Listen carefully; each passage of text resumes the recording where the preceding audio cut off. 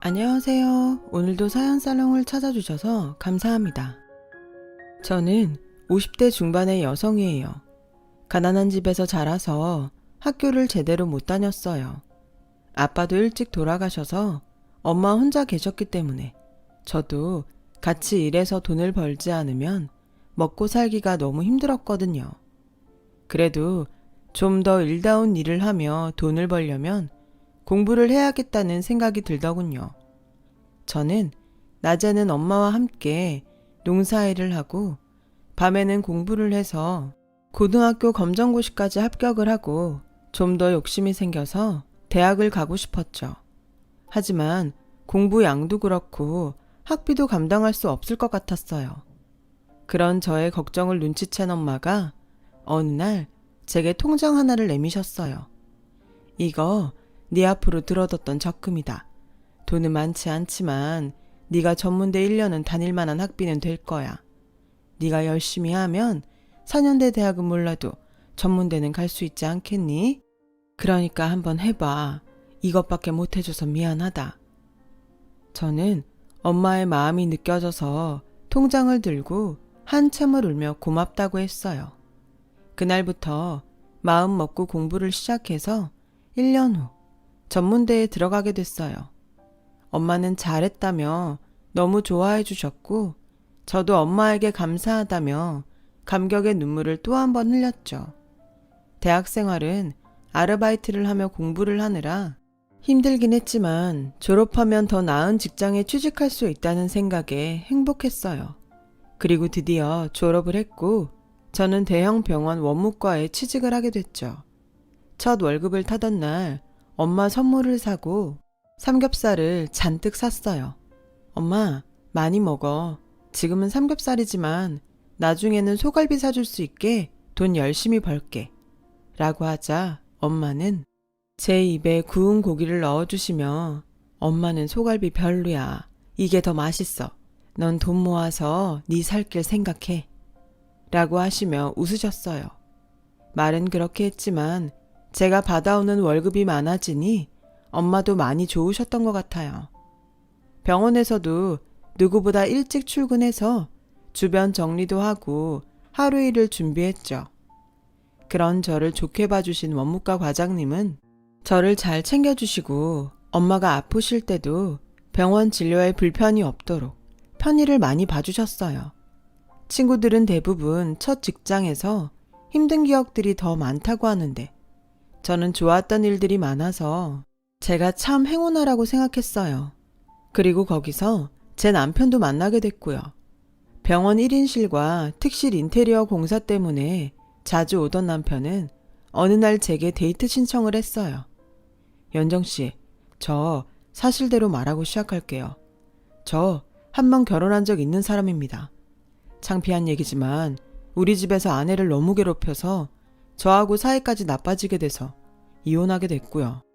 이렇게 다 이야기하는 건 연정씨와 진지하게 만나고 싶어서예요. 저는 자신의 과거를 당당하게 밝히는 모습이 더 좋아 보였어요. 하지만 남편은 인테리어 업체 사장이었기 때문에 저와는 어울리지 않는다는 생각이 들었죠. 저는 그런 과거 따지지 않아요. 그치만 제가 사장님에 비해 너무 많이 딸리는 것 같아 걱정이에요. 딸리긴요. 연정씨가 자기 일을 못하는 것도 아니고 어디 하나 빠지는 게 없는데 왜요? 저는 직책 같은 것보다 자기 위치에서 맡겨진 일을 잘하는 게 제일 좋은 거라고 생각해요.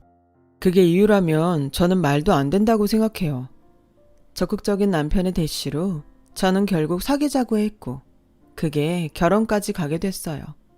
결혼 날짜를 잡고서 남편은 제게 다짐하듯 말했어요. 나 본가 식구들이 우리 결혼 생활에 끼어들게 할 생각 절대 없어. 그러니까 내가 우리 가족 초대하지 않는다고 섭섭하게 생각하지 마. 무슨 말인지는 잘 알겠어. 그래도 결혼인데 부모님들을 뵈야 되지 않아?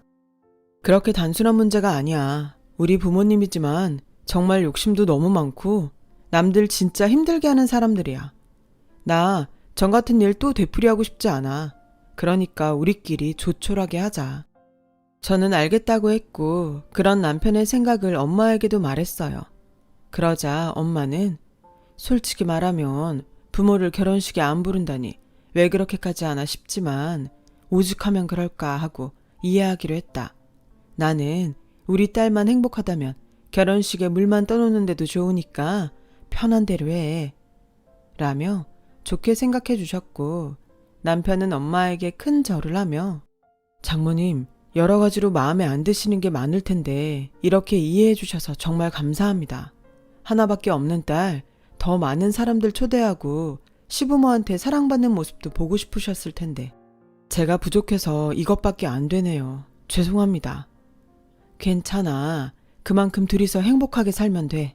절대 우리 연정이 힘들게 하지 말고 연정이 부모 잘못 만나서 지금까지 한번 펴보지도 못하고 일만 죽어라 한 애야. 그러니까 자네가 책임지고 편하고 행복하게 해줘야 돼. 그렇게 저희는 조촐하지만 아주 행복한 결혼식을 올렸어요. 남편은 교회의 전원주택을 직접 인테리어해서 정말 동화 같은 집을 꾸몄어요. 와, 내가 정말 이런 집에 사는 거야? 너무 꿈 같아. 라며 좋아하자 남편은 그럼 이 집이 당신 집이야. 오늘부터 쭉 살 거야. 라며 흐뭇한 얼굴로 웃었어요. 저희는 정말 행복하게 지냈어요. 남편은 시댁에서 오는 연락을 철저히 차단했고 저희가 사는 데가 어딘지도 절대 알려주지 않았죠. 한 번인가 시어머니와 신우가 동네에 와서 저를 찾은 적이 있는데 그것도 길가에서 만난 거였어요. 시댁에서는 저희가 사는 동네까지는 알았지만 집은 알지 못했던 것 같아요. 네가 우리 아들 꼬여내서 집하고 인연 끊게 만든 그 여우냐? 라며 길거리에서 소리를 지르는데 어찌나 민망하고 놀랐는지 몰라요. 남편한테 전화를 하니 남편은 자기가 오겠다며 절대 집에 들이지 말라고 하더라고요. 제가 근처 카페라도 가자고 하니 신우는 야, 우리가 카페 나가려고 여기까지 온 줄 알아? 당장 집으로 가. 앞장서. 얼마나 잘해놓고 사나 좀 보자. 라며 다짜고짜 반말로 소리를 지르더라고요. 지나가던 사람들이 다 쳐다보고 집집마다 다 창문 열고 내다보는데 정말 너무 창피했지만 버틸 수밖에 없었어요. 집에 가는 건 제 마음대로 할 수 있는 게 아니에요. 그 사람이 근처 카페로 모시라고 했거든요. 라고 하자 두 사람은 막무가내로 저를 붙잡고 흔들며 남자 하나 완전 흘려놓고 멀리 마음대로 못해. 그걸 변명이라고 해. 얼른 가자고. 빨리 앞장서. 라고 하는데 남편이 왔어요. 그만하세요. 이게 대체 뭐 하는 짓이에요? 이런 사람들한테 내가 우리 사는데 알려줄 것 같아요? 당장 가요. 아니면 경찰에 폭력행위로 신고할 테니까. 라며 호통을 치자 그제야 제 팔을 놓고 가버렸어요. 저한테 나중에 두고 보자는 말도 있지 않았죠. 남편은 안 되겠다며 당장 집을 내놨어요. 저는 꿈에 그렸던 집을 파는 게 너무 아까웠어요. 우리 그냥 여기서 살면 안 돼? 당신이 오늘 그렇게까지 말했으니 어머니는 아가씨도 안 올 것 같은데. 당신이 몰라서 하는 소리야. 이 동네까지 찾아왔으니 다음엔 우리 집으로 올 거야. 라며 결국 집을 팔았고 저는 아쉬워하며 이사를 해야 했어요. 새로 이사한 아파트도 남편이 정성껏 꾸며서 정말 예뻤어요. 제가 너무 아쉬워하니 남편이 더 신경 쓴 것 같더라고요. 저는 그런 남편 마음 씀씀이가 너무 고마웠죠. 이렇게까지 안 해도 되는데 고마워. 라고 하자 남편은 아니야. 다 우리 집 때문에 이렇게 된 거잖아. 당신만큼은 상처받게 하고 싶지 않아. 라며 제 등을 쓰다듬어 줬어요. 저희는 아파트로 이사하고 1년 정도 행복한 신혼생활을 했죠. 그러던 어느 날 남편이 심각한 얼굴로 제게 의논할 게 있다고 하더군요. 그런 모습을 처음 보는 거라 굉장히 긴장했어요. 사실 이혼한 그 사람한테서 연락이 왔어. 재혼해서 뉴질랜드 가는데 남자가 아이를 싫어한다고 재현이를 데려가라고 하네. 그 사람이 보육원에서 자라서 가족이 없어. 사실 엄마랑 사는 게 낫겠다고 생각해서 데려오고 싶어도 참고 있었거든. 재현이 우리랑 같이 살면 안 될까? 그런 걸 뭘 그렇게 고민하고 그래. 당연히 데려와야지. 당신 딸이잖아. 아빠가 이렇게 있는데 그런 걔가 어디 가겠어? 내가 그것도 이해 못할까봐? 라고 하자 남편은 내 손을 꼭 잡고 고맙다는 말만 계속했어요. 그렇게 저와 남편은 딸을 데려왔어요. 딸아이한테는 엄마가 아파서 치료받으러 멀리 갔다고 했죠. 내년이면 초등학교에 들어갈 나이인 아이는 자꾸 우리 눈치를 보더군요. 재현아, 이제 여기가 네 집이고 우리 집이야. 그러니까 마음 편히 가져. 하고 싶은 거 하고 갖고 싶은 거 있으면 말해. 라고 하자 아이는 눈물을 글썽이며 고개만 끄덕였죠. 아이는 순하고 성품이 밝아서 볼수록 정이 들고 예뻤어요. 저는 상처받지 않게 조심하면서 아이를 대했고 아이도 내 마음을 알아줬는지 어느 날 제 손을 잡고 친구들에게 가서 우리 엄마야, 이쁘지? 하는데 정말 눈물이 나더군요. 저는 딸아이를 제가 낳은 것처럼 정성을 들였어요. 정말 이 아이가 어찌나 예쁘던지요. 핏줄은 아니었지만 진심으로 딸이라 생각했고 우리 딸도 그걸 알았는지 엄마 엄마 하며 세상 사랑스러운 표현을 다 했죠. 그렇게 시간이 지나 저도 아이를 갖게 되었고 연년생을 아들 둘을 낳았어요. 집에 아이들이 많아지니 갑자기 시끌벅적해지더라고요. 딸아이는 어린데도 제가 아들들 때문에 쩔쩔매면 옆에서 곧잘 도와주곤 했어요. 아이들이 자라고 나서도 딸아이의 엄마가 다른 사람이라고 말하지 않았습니다. 정말 제 딸이었으니까요.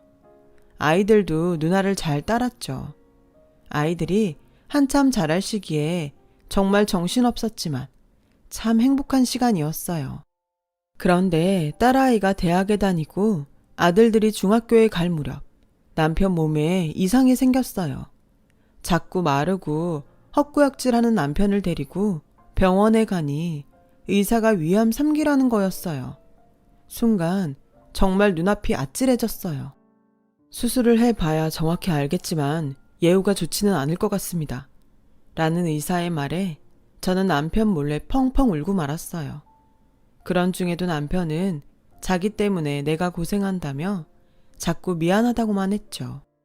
우리 가족은 순식간에 슬픔에 빠졌고 남편은 그 어려운 수술을 하게 됐죠.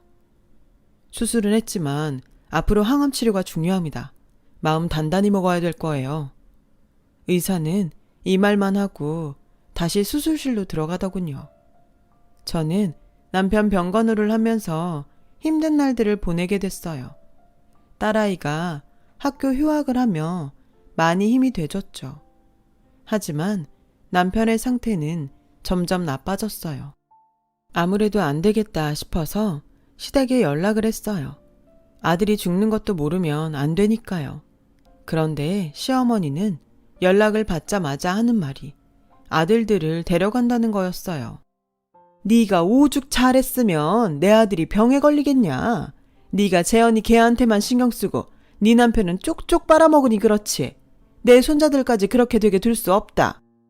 어머니, 그게 무슨 말씀이세요? 지금 그 사람 아픈데 한마디 위로라도 해주셔야지. 다짜고짜 애들을 데려간다니요. 나 안 보고 산다는 놈은 나도 필요 없어. 그리고 기집애도 필요 없다. 손자들은 얘기가 달라지지. 걔들은 우리 핏줄이야. 라며 무조건 집에서 애들 짐을 빼서 아이들을 데려갔더군요. 저와 딸아이가 다 병원에 있고 바쁠 때 갑자기 벌어진 일이었어요. 시어머니는 아이들을 데려간 뒤 연락을 끊어버렸어요. 저는 아이들을 데려오기 위해 백방으로 수소문했고 결국 변호사를 대동해서 남편이 낳으면 다시 돌려보내겠다는 각서를 받았어요. 그때는 그 정도로 만족해야 했어요. 일단 남편 때문에도 너무 힘들었고 돈도 점점 바닥나고 있었거든요. 딸아이가 아르바이트로 생활비를 보탰는데 그게 또 제 옛날 모습을 보는 것 같아 얼마나 마음이 아팠는지 몰라요. 집안 형편은 점점 어려워지고 남편도 갈수록 나빠지기만 했죠. 그렇게 1년 정도를 버티고 있는데 갑자기 딸아이 친이모라는 분이 불쑥 저를 찾아왔어요. 딸아이 친모와 어릴 때 보육원에 버려지면서 혼자 미국으로 입양됐다더군요. 언니를 찾았는데 몇 년 전 뉴질랜드에서 사고로 죽었다고 해요. 그러면서 언니 대신으로 잠시만 딸과 살 수 있게 해달라는 거였어요. 대신 우리 집 병원비와 생활비를 보태주겠다고요. 저는 아무리 사정이 어려워도 돈 때문에 아이를 보내는 것 같아 거절했어요. 하지만 그분은 포기하지 않고 매일 찾아와 간청하더군요.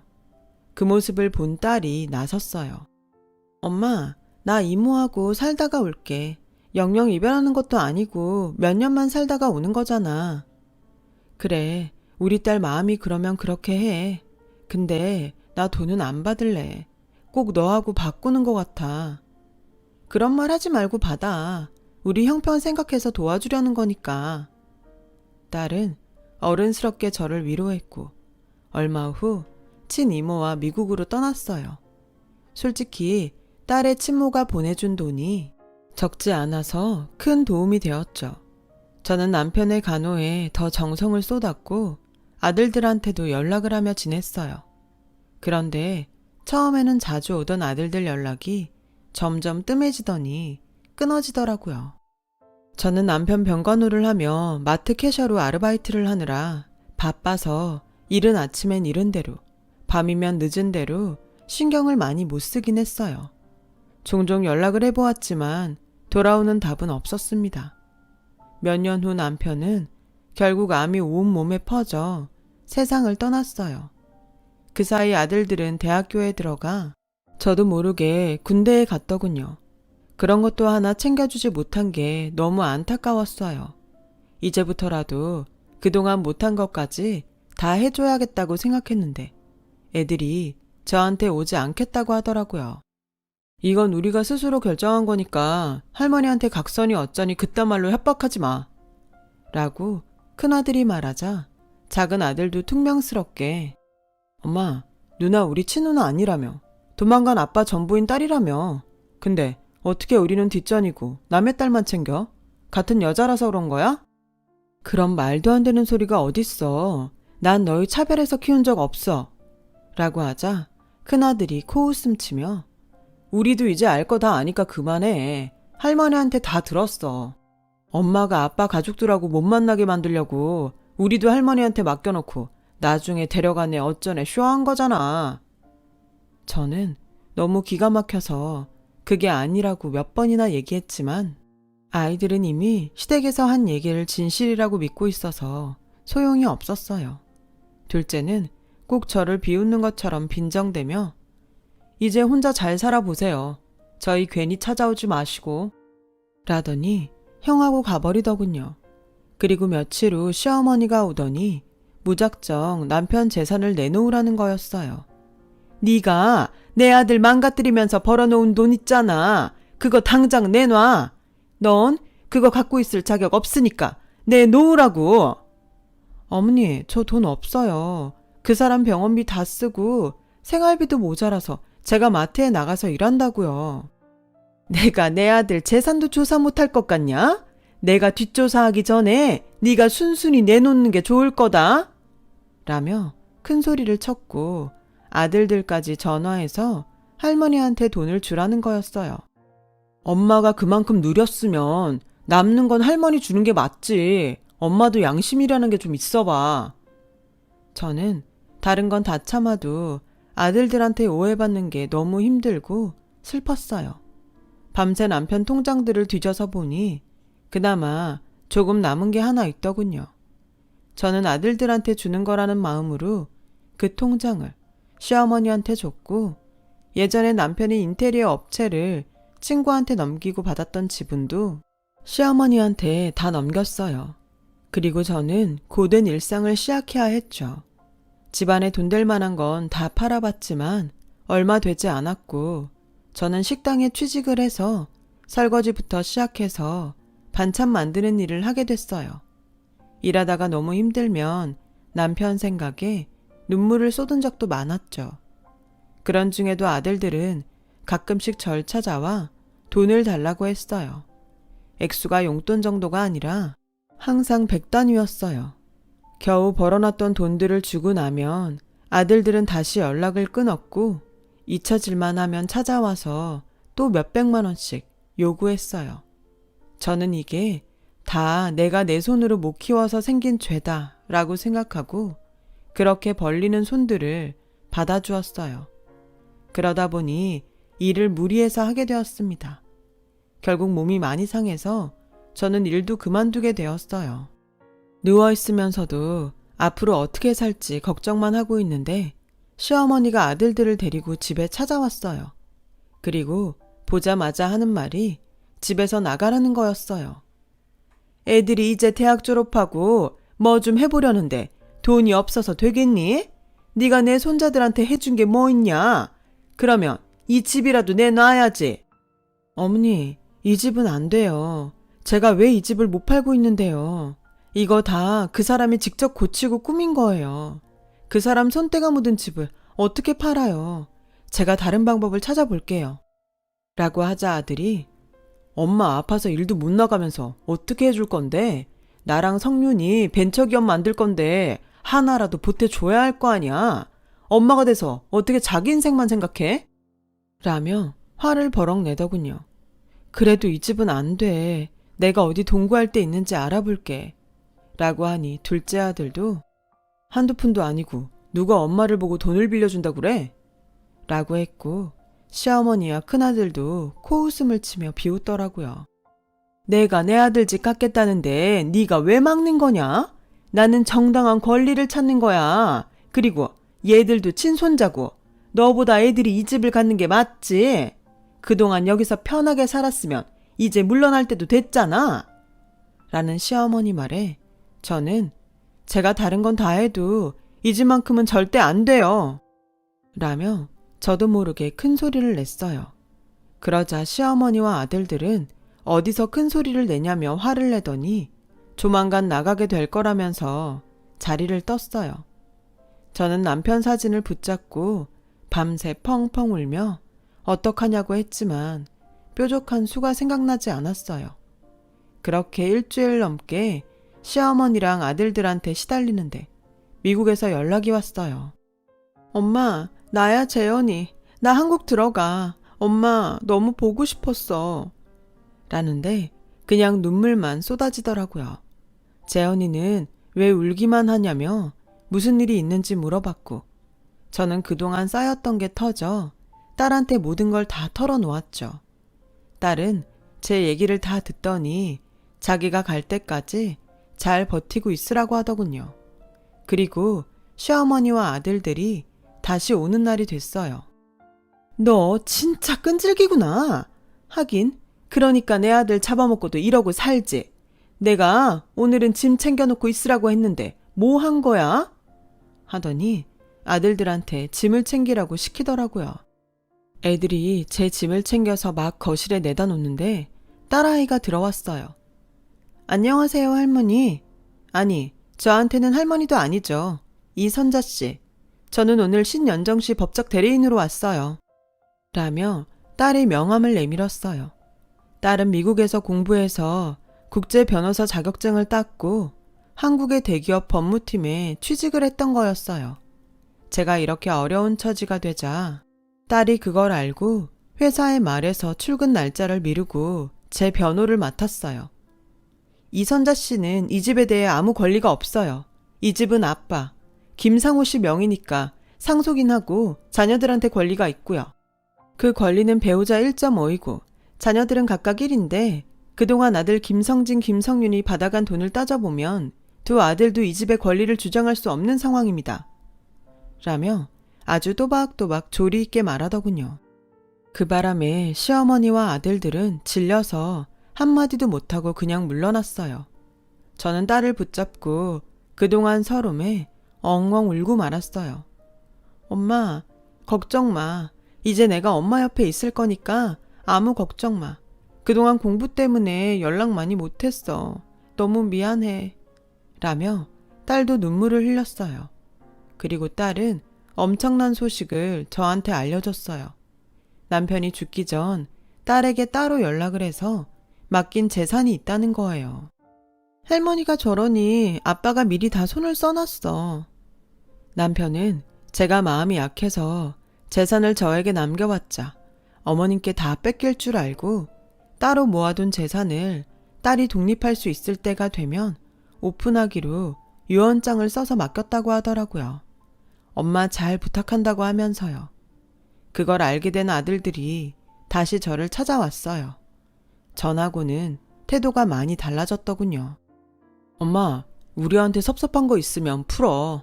우리도 엄마한테 섭섭한 거 다 풀게. 이제 남처럼 살지 말자. 나는 우리가 그냥 남처럼 사는 게 좋을 것 같아. 너희도 내가 제대로 돌봐주지 못해서 섭섭한 게 많겠지만 난 그래서 내 힘을 다해서 너희가 해달라는 돈 다 해줬어. 그런데도 너네는 할머니랑 와서 이 집까지 뺏으려고 했잖아. 나 그건 절대 용서 못해. 이 집에서 날 끌어내려고 내 짐까지 쌌던 거 난 평생 잊지 못할 것 같다. 난 그런 친아들보다 내 딸 재현이가 더 좋아. 그러니까 너희도 너희끼리 행복하게 살아. 니네 할머니랑 오손도손 살면 되잖아. 라고 냉정하게 말하고 끊어버렸어요. 내가 키우지 못해 벌어진 일이었지만 할머니와 한통속이 돼서 저를 괴롭혔던 걸 생각하면 다시는 보고 싶지 않았죠. 그러자 아들들도 더 이상 저한테 오지 못했고 시댁에서도 더는 저를 괴롭히지 않게 됐어요. 그 이후 저는 딸의 보살핌을 받으며 잘 살고 있어요. 딸이 결혼도 해서 사위도 생겼고요. 딸은 해외 출장을 갔다 와서 좋은 데가 있으면 휴가 때 꼭 저를 데리고 간답니다. 그냥 제가 행복한 것만 생각하며 살려고 합니다. 이제 이렇게 마음 좀 편히 살아도 되는 거죠? 제 사연 들어주신 분들 모두 감사합니다. 다들 행복하시고 건강이 최고입니다. 건강하세요. 여러분, 사연 댓글에 응원과 현명한 조언 부탁드려요. 좋아요와 구독은 저에게 큰 힘이 됩니다. 오늘도 좋은 일 가득하세요.